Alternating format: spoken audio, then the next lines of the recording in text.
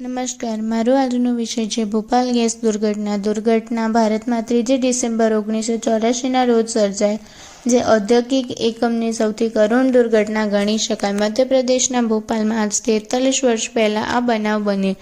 સરકારી આંકડા પ્રમાણે 3787 લોકોના મોત થયેલા. એક અહેવાલ મુજબ 3000 લોકોનું તાત્કાલિક અસરથી મોતને ભેટેલા. એક અંદાજે આ ઘટનાથી 20,000 લોકોનો ભોગ લેવાયો.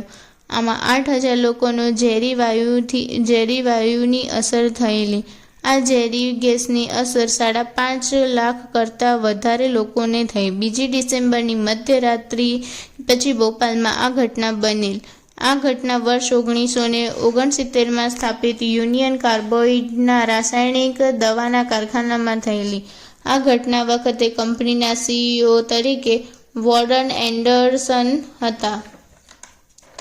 અહીં મિક નામ અને અન્ય રસાયણોનું ગળતર થતાં હજારો લોકો તેનો ભોગ બનેલા. આ ઘટના બનશે તેવી અખબારો પહેલાથી જ ખબર આપેલ છતાં કોઈ પગલાં ન લેવાયા. વર્ષ 2010માં દુર્ઘટનાનો ભોગ